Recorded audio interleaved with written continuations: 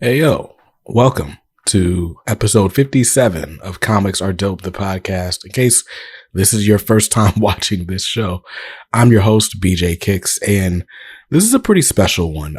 This is the final episode of 2024.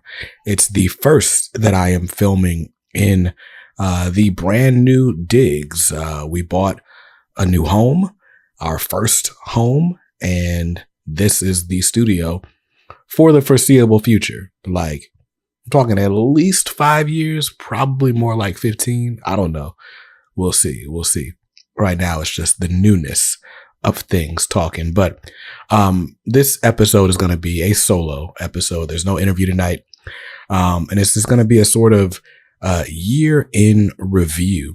2024 was an awesome year for me. In a lot of different ways. We're going to start off. I got my notes off to the side. So if you see me looking, that's what I'm looking at. We're going to start things off just personally, a lot of milestones this year. We're having a baby. That'll be at the top of next year. I lost like 15 pounds. I probably picked a couple of pounds up in the last month or so trying to get into this house. We bought a house. Like, those are huge things on a personal level. And then on a professional level, like for the channel, it's been a lot. There's been a lot of things that we have done. The year kind of started off with Dynamite Entertainment reaching out to us and, asking, hey, do you want to do some interviews? And I'm like, sure, I got you. And so because of Dynamite wanting to do these interviews, I started the podcast back up in earnest. Because if I'm honest with you guys, when our late co-host Skip and Tosh passed away back in June of 2023, I just was not feeling it. Like, I didn't feel like doing the podcast. The podcast was very much his thing, and but Dynamite reaching out kind of gave me the confidence to try to do something different with the platform that we had been building. So Dynamite reaches out, and from the second week of January all the way up until now, with very few interruptions, we've had an interview every single week.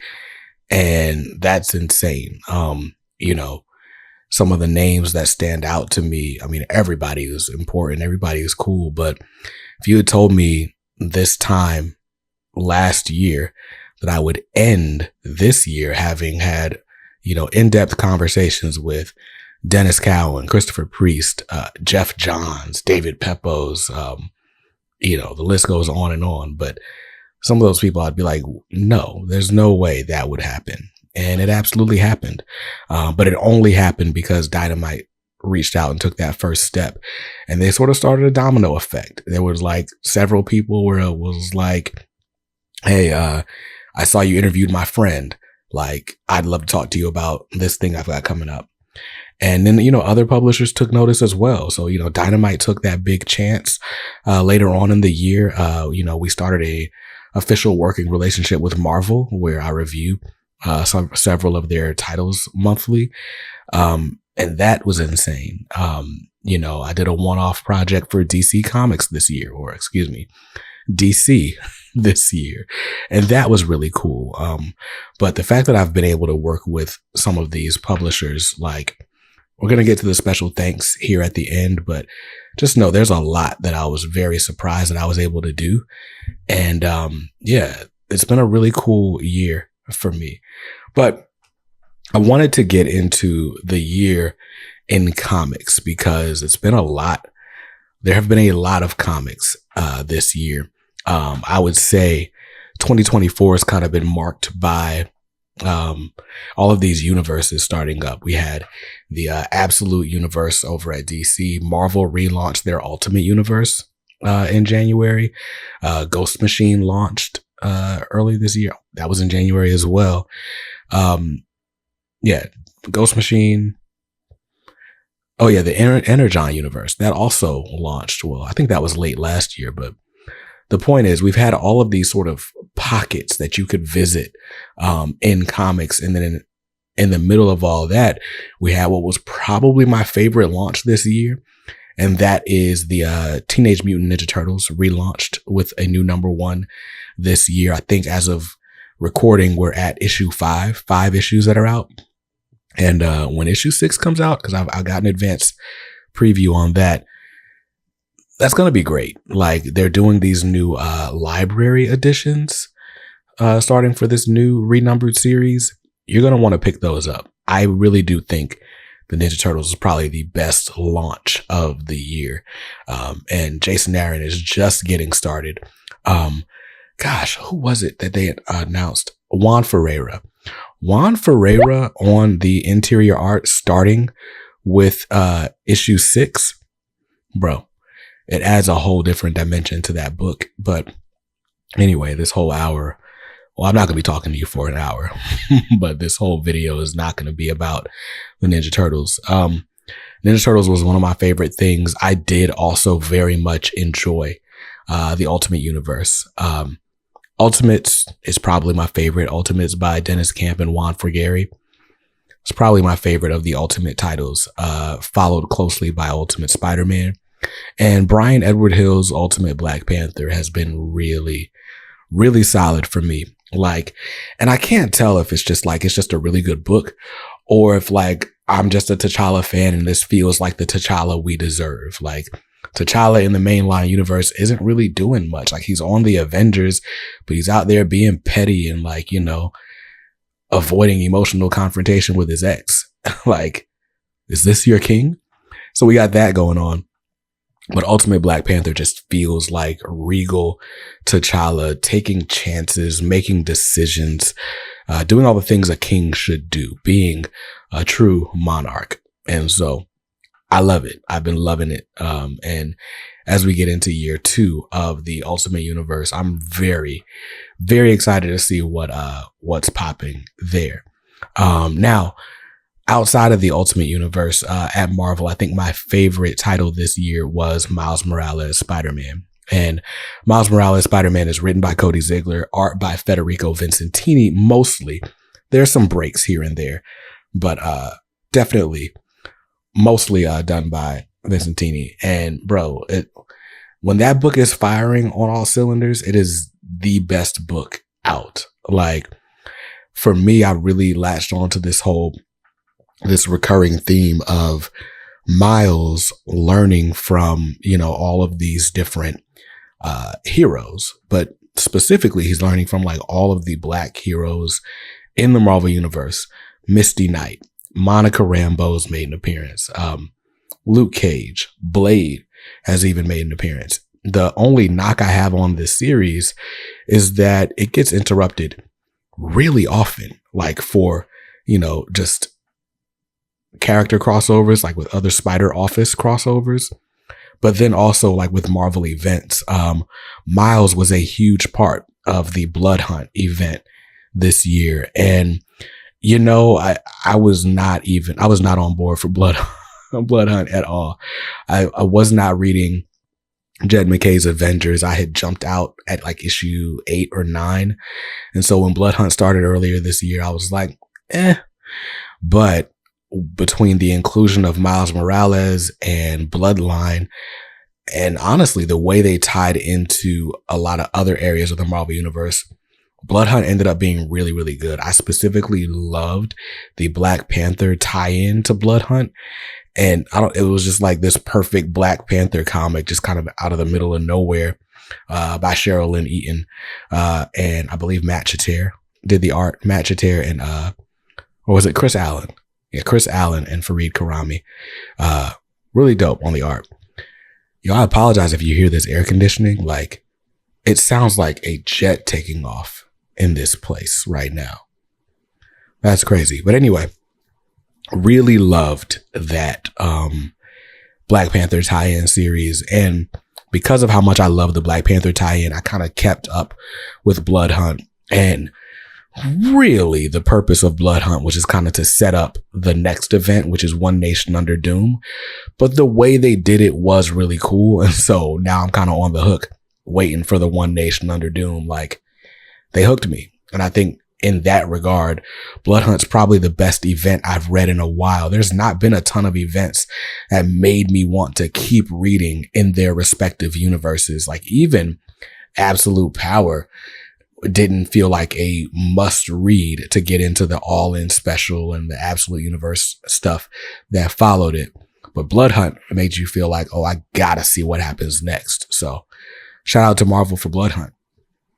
So that was some of my favorite things I read this year. I had a lot of one-off favorites. I just did a best of 2024 video with Near Mint Condition, and for my contribution to that video, I had to shout out Jimi Hendrix Purple Haze from Titan Comics, because I really love that. Over at Mad Cave, there's a miniseries by Gary Maloney and Daniel Romero. Kept wanting to call him Daryl.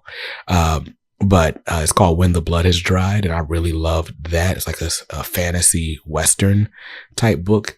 Most of these books you've heard me talk about either on the Pull List, my weekly video, or in interviews on this show specifically. So check those out if you haven't already.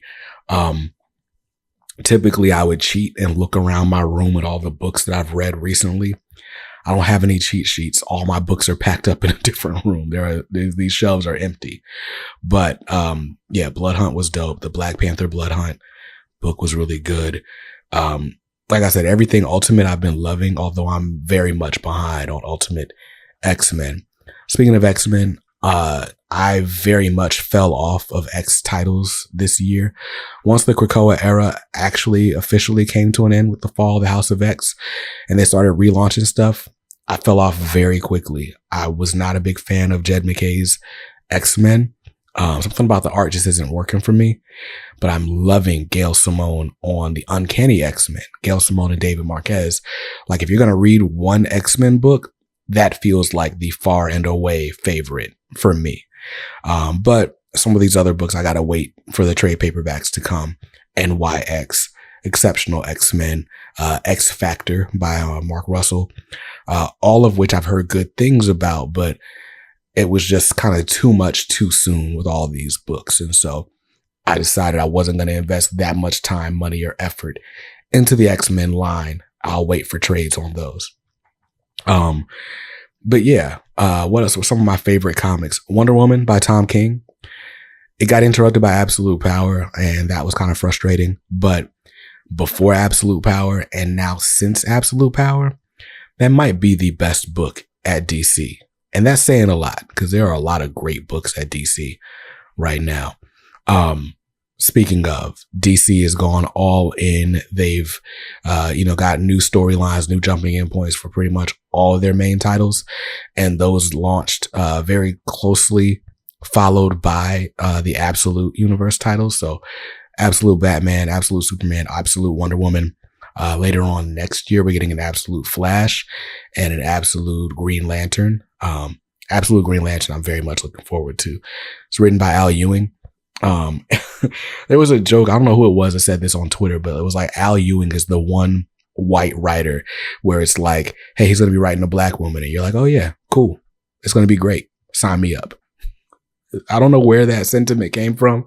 Well, except the fact that he does write really dope black women. But the point is, I'm excited to see that book. It stars Sojourner Mullen, if you didn't guess. So that'll be cool. Al Ewing also wrote Immortal Hulk, which for my money is probably the best comic I've read, period. But I'll talk about that in a different video I got coming in January. But yeah, Jackie McGee in Immortal Hulk was dope. He did the X-Men Red, and Storm in X-Men Red was really good, followed by the Resurrection of Magneto. Really, really good stuff. So his work on just those figures alone has me like, yo, I'm down for whatever he's about to do with Sojourner Mullen. Absolutely down for it. My only concern is Al Ewing can be a bit of a heady writer, and putting a heady writer in space just sounds like a recipe for Kix's eyes are going to glaze over at some point. But hey, we'll see. As long as there's good character work, I should be okay. But anyway, Wonder Woman was dope by Tom King. The Absolute Power event itself, written by Mark Waid with art by Dan Mora, was really good looking. And then those colors, the colors by Alejandro Sanchez, typically I'm seeing Dan Mora with colors by like Tamara Bonvillain. And, you know, her colors are great. They're like, you know, somewhat flat, really bright colors and like just a nice bright palette. But like, that's a stark contrast to what Alejandro Sanchez was doing in the Absolute Power event. And even before that, he did like he did the colors on Dark Crisis as well. Very dark, very moody, very muted in some ways. And it just felt very much like gritty and high stakes. And I loved seeing Dan Mora's line work with those colors. So that was one of my favorite things last year or this year, depending on when you read or listening to this. So I love that. And you have to forgive me. I've been moving for the last 2 weeks. I'm sitting in this chair, and the longer I sit, the more tired I become. I feel like my words are slurring. So I'm going to wrap this up soon, I promise. But yeah, so I think those were pretty much my favorite comics. I did read Beneath the Trees Where Nobody Sees in a trade paperback earlier this year. Loved that. There are a lot of books I read that I loved. I'll have to, as I unpack them, I'll tell you more about them. So stay tuned in 2024. Things that I'm looking forward to in 2024, by the way. Yeah, the One Nation Under Doom event at Marvel. I'm very excited to at least read the main event. I don't know. Marvel likes to go crazy overboard with the tie-ins. I'll wait for trades on the tie-ins, but I'm definitely trying to stay tuned to that main event. It's even got me back into Avengers. I've been reading Avengers since Blood Hunt and ended. And part of that's because Storm joined the team, let's be honest. But it's also because, you know, Blood Hunt was really good. Speaking of Storm, by the way, new Storm series by Murewa Ayodele. Really, really good. I've only read the first 2 issues. I think issue 3 is already out, but I've been moving. So there's that. One Nation Under Doom, though. I'm looking forward to that. Next thing I'm looking forward to is the continuation of this DC All In initiative. DC has been all in my pockets this year. So I had to kind of put a hard line on which books I'm buying, which books I'm waiting for trade on, which books I'm going to do on like DC Infinite. I'm definitely going to up my subscription to the Ultra tier so that I'm only 1 month behind on a lot of these titles. That's probably the best way to do that. Like I said, I put this in my notes, but I already shouted it out. Absolute Green Lantern. I'm looking forward to that, by Al Ewing. And there's a new Aquaman title. I have never picked up an Aquaman title off the shelves. The Aquaman title that was going when I got into comics in 2019 was already like speeding toward cancellation at that time. So this new, Aquaman by Jeremy Adams, and let's look it up. Let's see who's, doing the art on Aquaman, which hits shops in January. By the way, I did, January 8th, but I did do a, interview with Jeremy Adams. We talked a little bit about Aquaman. So check that out. John Timms on art. John Timms is a dope artist. That'll be good. That'll be cool. So I'm excited about that. Like anytime I get a new #1 for a character that I'm not crazy familiar with, it's always fun for me. And whether I stick with it or not is a different story. But Jeremy Adams, so far, everything he touches like has turned into pull list material for me. So I don't think this will be any different. So those are some of the books I'm looking forward to. I haven't looked crazy far into the solicits for 2025 just because, again, last 2.5 months, basically since right before New York Comic Con, my focus has been buying this house. And so I've had my head in the sand for quite some time, which is why I didn't do any year-end list or anything like that. Yeah, 2025 is going to have to kind of hit me as it comes, as, I don't know. That's a terrible analogy. Again, I'm delirious. I'm sleepy. But other things I'm looking forward to, not just titles, in 2025, I'm going to be upgrading this computer and my streaming setup. Right now, you're seeing like a sort of choppy image from my super, super old camera that I've rigged to my computer through like micro USB, which like barely exists anymore. But just to show how crazy things are and how archaic this setup is. So I'm going to upgrade the podcast mic. I'm going to upgrade the video equipment. I'm going to upgrade the actual computer itself all over the course of the next year. And then, of course, I'll be building out this room. So right now, I literally just put the shelves up. I just built this shelf today. Just bought it at Target. And so I think I've decided on the layout of the room. Now I got to just add all the books to it, get my wall art up. But that'll be the major project. Obviously, I'm having a baby next month. Well, I'm not having the baby. My wife's having a baby in like a month or so. And so once she's born, I'll have a little bit more time. Obviously, I'm going to be devoting most of that time to her. But I'll also have some time to just kind of think through how I want this room laid out. Got some art pieces I need to hang, some of them that aren't even here yet. So that'll be fun. That'll be a fun project you can watch on the channel. And we got, a lot of new partners that we'll be working with in 2025. So speaking of that, I want to go ahead and give my special thanks to everybody in 2024 who made stuff possible. So that starts with you, the viewer, the audience. You guys, without you watching this, there'd be no reason for me to make these videos. And so the fact that you tune in every week, somebody commented last week and was like, hey, December 18th, where's the pull list video? I watch these every week. I need to know like what I'm buying. And I was like, man, sorry, I had to take a week off because I'm moving. But the fact that you expect it like that, like it makes me feel good. Does my heart good. So shout out to you guys for watching. I appreciate every single one of you, whether you just kind of lurk in the background or you comment or, you've joined us in our private communities on Facebook or Discord. Like you make this channel go round. The world that is this channel. You're the axis that it spins on, or are you the sun that it revolves around? It's late at night, dog. So shout out to you guys, the audience. Then there's another special thanks to our channel sponsors. So first being my LCS Fight or Flight Comics in Raleigh, to Dan, to Casey, to Emily, Max, Jack, Sarah, all the staff at Fight or Flight. Shout out to you guys for keeping my pull list books, bearing with me while I was trying to buy a house and had to leave some of these books sitting on the shelf. Thanks for the support of the channel over this past year. Being able to like really shore up this relationship, make it official, and, do all the things has been awesome. So shout out to you guys at Fight or Flight. If you're looking for comics and you live in the Raleigh, North Carolina area, then check them out. They're in the Triangle Town Center Mall on the first floor.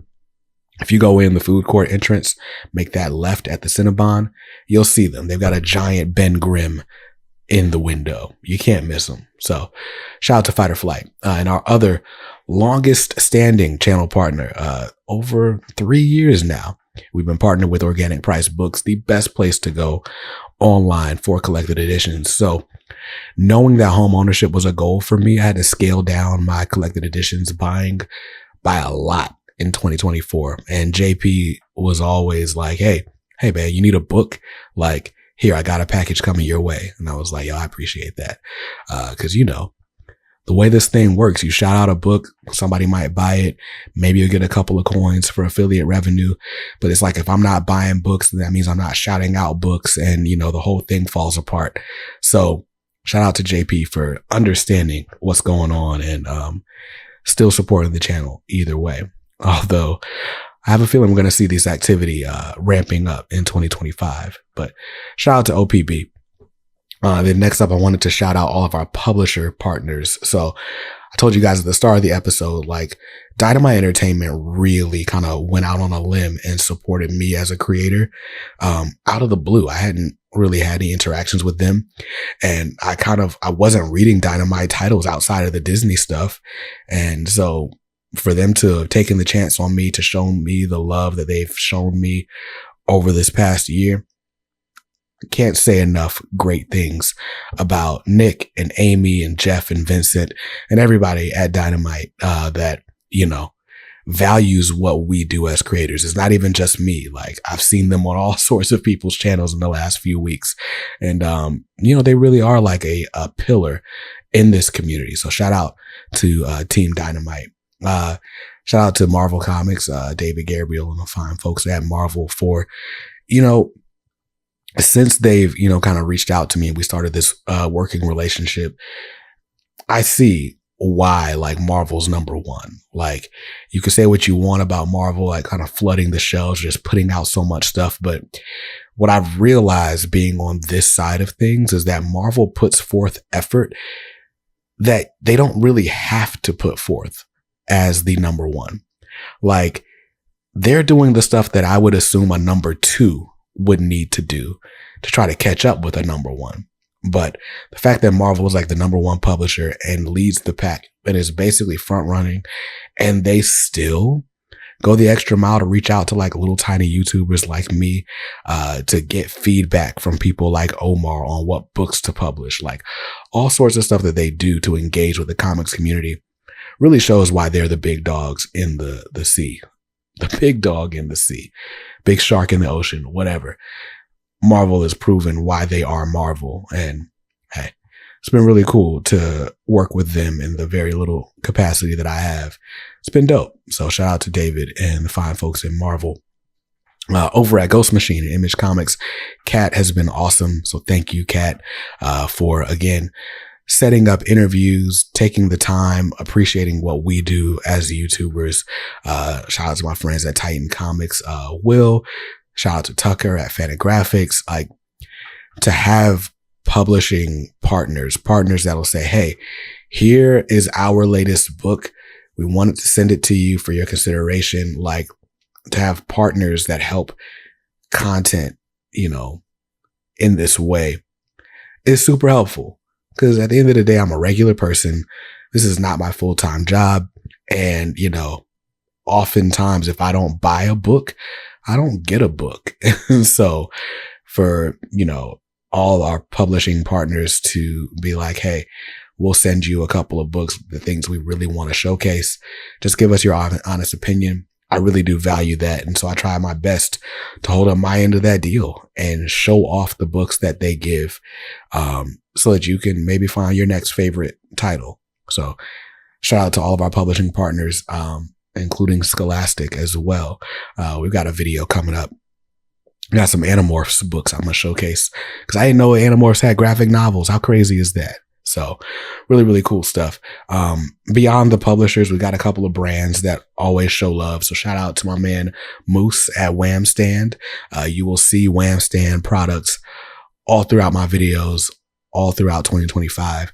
And then comic capsules. There's actually some behind me over there, but you'll see them when I do my 2025 room tour. Comic capsules will be on full display. So shout out to the team at Comic Capsules for creating a dope product for people that want to show off their books but don't necessarily care about a grade or encapsulating books for eternity. So those are all the shout outs I wanted to give. Shout out to you for making 2024 an epic, insanely great year. And here's to more dopeness in 2025. Till then, stay safe, stay awesome, and read something dope today. Peace.